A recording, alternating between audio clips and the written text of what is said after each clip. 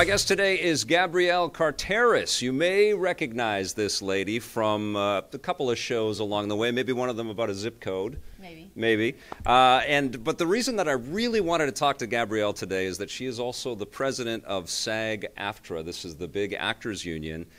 With 100,000 different actors as a part of it? Actually, 160,000. 160,000. Some of them are our Canadian brothers and sisters. I bet they are, yeah. That's right. That's amazing. Did you see yourself when you started out as an actor that one day you'd be running the union for actors?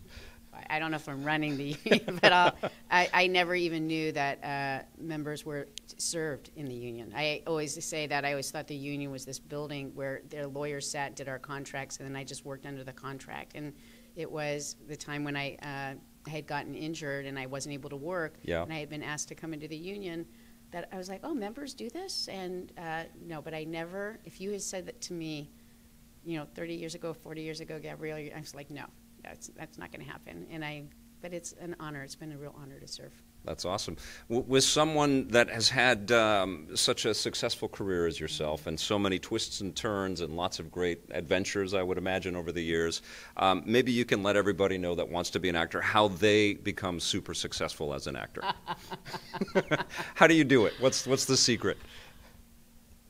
First of all, if you want to go and be successful in this business, if that's the way you enter it, I would suggest you not enter the business. Very good. I don't think that that's what this is about. But I think that what I do know is that it is possible to, now more than ever, to be able to do what you love. And it's just the access points are so open in ways they never had been before. We're not studio run only now. It's, gone are those days. There's a shift taking place so people can self-create, and I think that this is, if you want to do this, I say go for it and really embrace it because it's exciting.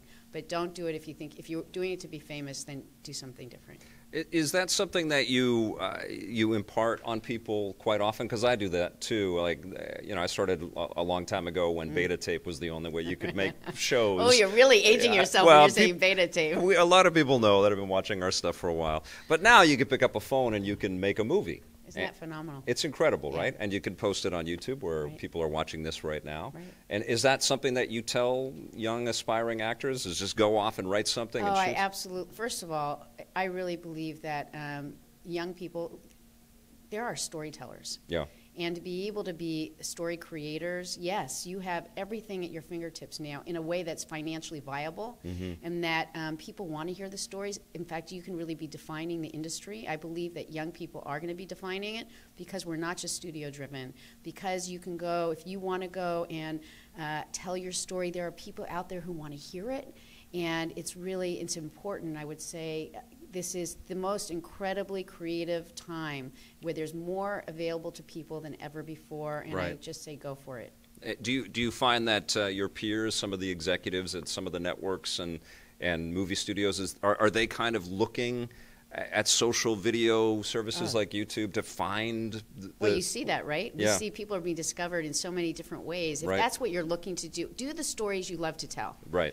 And I believe that, and there's a million outlets to do it. We have the internet, you have YouTube, you have all these different, you have low budget contracts through our union if you want to do it with student films. There's a million ways for you to get your stuff out there. And yes, they're always looking. Yeah. They're looking for that story that is a little bit different, that reflects something that maybe hasn't been heard. They're open to it, where it used to be much more generic, and it used to be cookie cutter. It's not cookie cutter anymore. Well, they make their career on their discoveries, right? And if the people are already performing and doing some incredible work and putting it out there, well, that's the only way to get discovered. I have to say, though, that there's still a lot of fear in this industry. Yeah.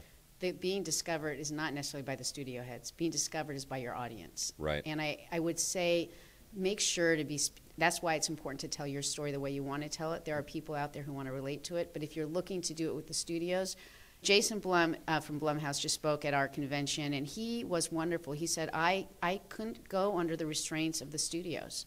I wanted to tell stories the way I wanted to do it under the budgets I wanted to do it. I knew I could do that successfully. I wasn't going to get the support of the studio, so I created my own genre, a way of doing it. And you know what? He's been incredibly successful. Right. So I wouldn't say look to do the studios. The studios, that's fine. They exist already. It doesn't mean it's a bad thing, but there are a million ways to be out there and just tell your stories, and then people will find you. You've had a career where you've had to reinvent yourself quite often and try different things quite often. Do you encourage that for actors? Because a million years ago, I was an actor, and Were you really? Yeah, I went out into the world and got some work. And look what you're doing. Well, but I realized that I was putting my life in other people's hands as an actor, and I didn't really feel that comfortable with that, so I created my own thing. Right. Do you encourage actors to think like that? I encourage all people to, I don't think it's only in our business. Yeah. I always say we should live in the world of yes. We should lean into our lives. Yeah. And you never know. By saying yes, you can only decide you don't want to do something, but you may discover something. By saying no, you know nothing. And so I do think that, I just say, just keep going out there and saying yes to all the different things, because we have to. It's not just rediscover, right? I mean, I don't know, reinvent. I think it's about being relevant in your own life and being. You have to be vibrant. You have to.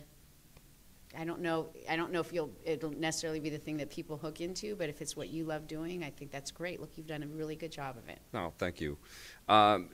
You bring up a great point about adaptation. And sort of rolling with the changes that are happening in the industries. And a lot of people, I'm playing a game right now called Death Stranding, which Norman Reedus is the star of. Wow. And I imagine that your team and the people that you work with and the actors that you work with are becoming more and more a part of digital creations and recreations of themselves in different media. And that must bring an interesting set of challenges for your team, but also that's kind of the way the world is now. I think, well, first of all, technology, the change in what's taking place in technology is incredible right now. And we are in a surge of, in fact, I work a lot on laws regarding that, because, a lot of the technology that's emerging, it's going faster than anything we ever imagined. It wasn't something we had really conceived. Sure. But yes, I think that, everybody's adapting to this new technology that's coming out there, and, and trying to, it's kind of exciting. Virtual reality, look at what's going on with that. I think that's really exciting, right? The fact that we're able to digitize and we're able to do, the performance capture work. How exciting is that? I just did a thing where I was doing facial capture for a ride in Dubai from a character I played on Batman from years ago when they asked me to do it, and I was so intrigued with this headgear and the idea that my face and these things were like monitoring. I think that's just amazing. I think we just got a major scoop right here. You've got a ride in Dubai from a character you played in Batman. What character? Oh, God, I can't remember the name. Don't ask me any of my characters. Okay. I've done all of them. I can't remember any of them. I was just trying to think of... Was it Vicky Vale? It was. Unbelievable. Vicky Vale. That's awesome. Yeah. High five for Vicky Vale. It was on, and when they asked me to do it, I was like, and they thought, Gabrielle, we'll have you do the voice. You don't have to do the headgear. And I said, no, I want to do that. Yeah. I mean, I am so intrigued with the technology that's taking place. Sure. And I am not in it all the time. But I went, it was 2 years ago, to London, when we were going to be with Andy Serkis. Oh, cool. So Andy Serkis, and he's the new Alfred. Well, and he's amazing, Yeah. He is. Yes. He truly is. And he's been pushing this movement for a long time. So talk about somebody who's not only a visionary, he's so inclusive, right? But he was showing us that, so I think it was like 2 years ago, because you had Mowgli when he was working on that. Sure. And he was showing us all the, the different graphics and how it works, and he was talking to us about Planet of the Apes and the body movements, and he's so interesting, but he's in the cutting edge of this technology. Yes. He's like really, he's a creator of it. Talk about somebody who's not just like, he's not just a feeder to it. Yeah. He's a feeder into it. Yes. You know what I mean? He's really, so yes, I'm learning so much and seeing this technology, and that's what's really, I have to say, the Vancouver Film School, I'm really impressed with the technology they're teaching the students. This place is ridiculous, isn't it? Oh my God. I know, they have all the toys. And I hope the students here know that they do, because it's insane. I said I want to take a class here. I mean, I find it really riveting. It's really, the work is exciting, and it's, for me, the performance capture work is really interesting. I have a friend who's, his name is Woody Schultz, and he did, Avatar, and he did all of the performance capture, and he brought James Cameron into our negotiations a couple of years back to really, we wanted to make sure that performance capture was recognized in our contracts. Sure. and James Cameron spoke about it. The studios did not want to do it, and they still haven't done it. We just did a deal with Netflix where we did get coverage for them, so I'm looking forward to that in our next TV theatrical. What does that mean? They get a better deal? That means that they'll have a health and pension included. They'll be recognized in the contract. It's very important, right? So that we want. It's not that they're just you know, just because a person doesn't speak doesn't mean that they're not primary to the role, right, and to the project and the storytelling. Well, this is something that Andy Serkis has been championing for a long time, so he's working with us on this. Yeah, it's really important. That's phenomenal. You know, obviously there's kind of rogue technology out there with deepfake. Very, Does that send a shiver down your spines? Well, we've been doing a lot of work on legislation on that. I bet, Yeah, doesn't it? How do you feel about it? Well, it's creepy, but it feels... it's impressive. It feels like, wow, like I mean, one of the examples is the Princess Leia scene from Rogue One, right? Which was better using deepfake than the artists were able to achieve using old technology. Well, the thing about that, what was so important was that they actually got the permission of the estate, and that's by law is not necessary. Yeah. And so it's important. We're looking to pass laws to make sure that's mandated, because what's happening on the other side of that is they're using people's images and doing, let's say, sexual, porn. Thank you. Can't say it. You don't know the word. Can't do the word. But pornography and we don't talk about porn on EP that often. But they're doing porn. Not only that, if you look at it was like 10 years ago when Peels went and did a whole thing showing Obama. And him saying things that weren't him. That technology wasn't advanced, and that technology it's incredibly dangerous. Yes, it is very dangerous. And so when people talk about, and I was just at one of the shows where they were electronic shows, and they were saying freedom of speech, we should not be prohibited from doing it. I said, our laws. Was that Mark Zuckerberg? No. Our laws, though, were not created with the knowledge that this kind of technology would exist. Our laws do not go and reflect that. Technology is here to serve us. It's not to control us. And it is very important for us to have some structure around that so that people actually can have some ownership of who they are and what they do. We fight this all the time, and these deep fakes are actually a threat. I really believe they are a threat to our governments and to beyond just our industry, and I think that people should pay attention. 100%. Yeah, I mean, I think China just has an AI virtual newscaster right now. How scary is that? It's crazy. Right, and what they make him say, that's not coming then out of any kind of, human aspect. It's being all digitized, told through that AI's mouth.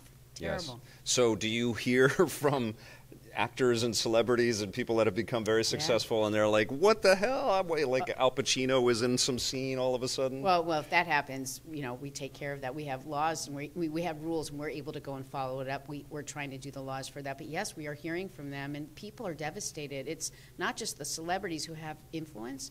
There's a young girl who we actually had speak on a panel who was didn't want to do a sex scene. There was nothing in it for her to do that. Then they went and did some AI stuff on her, and it's stuff that she still lives with. She said, this is not, my children see this, it's not what I wanted, I didn't approve this.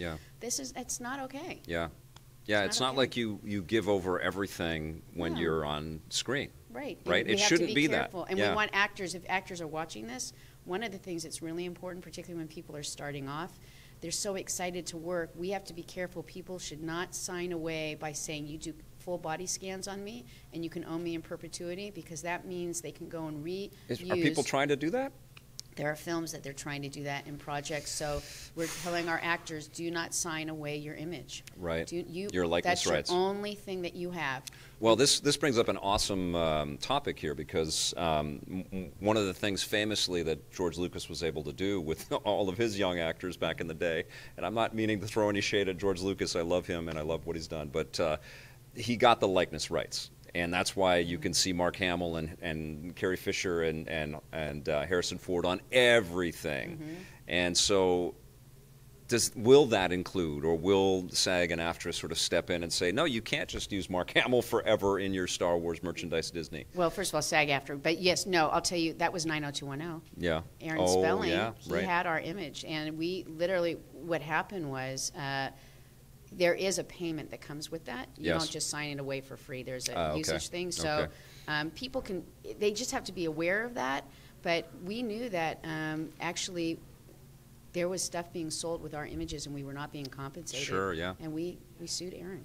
Yeah. And we got that money. You sued Tori's dad? We did. That's unbelievable. That must have been so brutal at work. It's hard. Well, no, we did it as a group because it was, and it's not, you know, rest in peace, right? But it is really important. It's a business.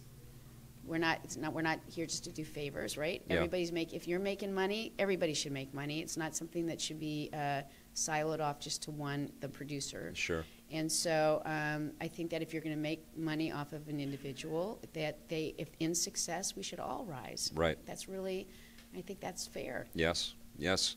There is de-aging digital makeup. Yeah, can I use that right now? Me too. It's a big deal in feature films. I'm wondering if you're hearing from actors, if you're, are they enjoying this? Are they appreciating it? Is it a part of our natural progression as a... I have not heard from people about it, so I think that they would be probably enjoying that. I think it's kind of scary. Even now without that, if somebody sees me, I know when they say you look better off screen than on screen or vice versa, I have this moment of like that. So I don't know. I think that, everybody wants to look their best, but you have to be careful because down the road when you go out, somebody might say, you don't look as good as you did in that. Isn't it crazy? I don't have anywhere near people recognizing me like you would, but it is weird when they recognize you and you've got a hat on and sunglasses right. And in my case, I've got a beard and like, how do you know it's me? Oh, you grow your beard. That's impressive. Digitally or not? Both. Yeah. There's a new movie coming up with James Dean in it, and yes. It has become a hot topic, yes. A very big deal on the internets. Yes. And famous actors like Chris Evans have come forward and said this is totally wrong, and they got the permission from the families. They did, yeah. So I think that we as a union, that's the primary thing. You have to be able to get the permission for that. Yep. How I feel about it is, again, I think there has to be some tight restrictions around it because some people say this is terrible. It takes away the real art, right? Are you will people be able to really, do we want them to embrace, I don't know. The idea that we want to be our storytellers. I don't know that I want anybody to go and create me to be a storyteller about what I would do. Right. So. It's creating a puppet. Yes, and it takes away maybe some of that real, that thing that I don't know, you can still tell the uncanny valley. You see it something feels wrong about it. I don't know how long that will be, but maybe that lack of human connection, the real art is lost. Yeah. But again, for that particular situation, the family did give the rights, and so as long as they were asked for it and they gave the permission, I can't say overall that technology, what concerns me is that, does it take away some of that? It takes somebody's job away, doesn't it? It takes their job away. Right. Well, that person's not alive anymore. No, but another actor that could conceivably be. I saw somebody post that there's an actual James Dean convention where there's a million James Dean lookalikes. They could give the work to one of those people. And how fabulous would that be? Because it's all about acting, right? Yeah. It's not supposed to be. It's an interesting time. I can't tell you. We're going to see a lot of this going on. Yes. In the next year to year and a half, they're saying that we're going to see some technological changes that are going to be expansive beyond our understanding. Yeah. And what does that mean? So we better stay really on top of it. And I think you're probably ahead of it more than I am. Well, I see all these movies. I review them, and we got close with Gemini Man, but what Marvel's been able to do with Michelle Pfeiffer and Michael Douglas and Robert Downey, it's incredible already. And I'm certainly thinking about the next Indiana Jones movie, and Harrison Ford sort of going on record and saying he's going to be the only Indiana Jones. Well, there's how you make Harrison Ford Indiana Jones forever. Right. Well, that's why people can't sign away their image. That's why they can't. I mean, it's really, really important. We need to educate each other on the fact that, and filmmakers, not just the actors. We need to somewhere instill that kind of, keep it real. Yeah. Keep it real. All right, let's go back to talking a little bit about the difference between the on-screen work that you were doing and then finding your voice, literally, as a voice actor, and how that was for you. Had you done any radio or anything like that, before TV? Or? Well, I actually first started working doing voiceover. Oh, you did? So that was your first work? I did. I love voiceover is actually my most favorite part of the industry. It is the place where there's you can't fudge it. It either works or it doesn't. Yeah. And it's the greatest storytelling place there is because it's so real, right? And so I love doing voice work. And I did commercials, radio, cartoons. I did, video games. I did a ride in Dubai. But I love it. I've done characters, little toys. Also, oh, cool. So I love doing all of that. I think it's really that's awesome. Really fun. Have you played any of the games that you've been in? Do you ever check those out? No? Well, you know what? This is really interesting. One of the things is a lot of them are NDAs, right? So when I was doing them, I didn't even know the name of the games. Right. And then afterwards, because I don't play the games, I didn't follow up. Some of them, I heard all the games I've done. I was like, oh my God, I don't know them. But I have done a lot of games. Yeah. That's awesome. Well, the thing that excites me the most is your Batman work, because you did Vicky Vale for Brave and the Bold, right? Mm-hmm. And you were in Batman Beyond as well. Mm-hmm. Did you work with Andrea Romano? Yeah, she's great. Yeah. She's great. I have to tell you, that's a really interesting, in that part of the field, voiceover, there are a lot of women directors. Yeah. That's just really wonderful. So she's really smart. She gets right to it. She's good ear. Awesome. What was it like to go back to Andrea Zuckerman? Well, first of all, it was the making of, right? For me, it was great. I loved going back to do the show with everybody. All these years later, I was the oldest person on the show. So now coming back, I was a mom on the show. In real life, I had, had my first child. Now coming back to be with everybody, they're all parents. And we've all been through a section of our lives. It's 30 years, right? Yeah. So for me, it was a really full circle experience. I loved it. I felt every day, and it was hard. We were rewriting on the set as we worked. We were working from morning till night. It's like, it's daunting to think of the responsibility of the show. Yeah. But it was... Were you all producers as well? We were all together, yeah. Because it was you guys, right? Well, it was you putting yourselves out there. And it was a favored nations thing for us. That means that everybody gets the same payment and treatment. And so it started with Jenny and Tori came up with the idea initially. Mm-hmm. They were going to be executive producers, so we all became executive producers. We were all paid the same. Very unlike it was 30 years ago. Sure. There was, they played us against each other a lot, and there was a lot of discrepancy in terms of how people were compensated. Mm-hmm. This time around, it was all for one and one for all, and that was really, I think, empowering and fulfilling, and it made it so that we were really moving forward and not looking back. It was great. Had you been in contact and in touch with everybody over those years? Some of them are really, so Jason and I have been friends for, years. I'm close to his family. Yep. He's close to mine. Ian, who I hadn't seen Brian since the show ended. Okay. And that was really, to see him as a man. I mean, he's a man. I mean, if you guys have seen him, he was a boy when he was on the show. Sure. So that was really wonderful to be with him. He's a wonderful father. To be with Tori and Jenny, I've seen them throughout Jenny and my kids went to school together. Mine are a little bit older than hers, but they're lovely, lovely family. And then seeing Tori with her kids, and she loves her children. And so that was just, I will never be able to express how fulfilling it was to do this show. It was, for me, just wonderful. It doesn't matter. Whatever happens in that moment, it was full circle for me, and I loved it. Yeah, I guess it's a reconnection on so many different levels. And it was closing up certain things. And my condolences with Luke Perry. That was sad. He was, a big figure in Vancouver. Yeah, he was. I know, because I had been working with him on some of his stuff that he was doing at Riverdale, and he was a lovely man, and it was hard. Yeah. But he was remembered in the show. I think that, we said, Luke's with us here. Yeah, so. And he's in Once Upon a Time in Hollywood, too. Just did that, and then, he was very excited when he did that. He felt that was he loved the experience, and so that's also homage to him, Yeah, that's great. So you came and you spoke here at the Vancouver Film School. Yes. And we were talking a little bit before we were rolling. Tell people what that's like, to impart some of this wisdom and some of these lessons to bright eyes out there. Well, first of all, I have to say it's very humbling, right, to be able to sit in front of the students and to look out at them, and I think, oh my God, they're just on the beginning of their journeys.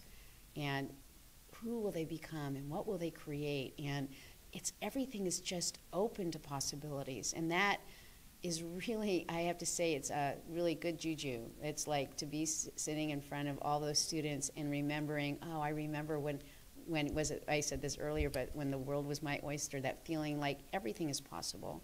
And so it was, for me, I don't know what they got from me, but I got a lot from them, and that was really a great reminder and a great, it was just good and pure. It's just because you see hope. Yeah. You see that belief that, you know, it's my universe, it's my industry. I'm the one who's going to make it happen. I'm like, yes, you are. Yes, you are. It was great. Just don't sign over your likeness rights. Don't sign over your likeness. To become a digital puppet. And don't take other people's likeness. Yes. How's that?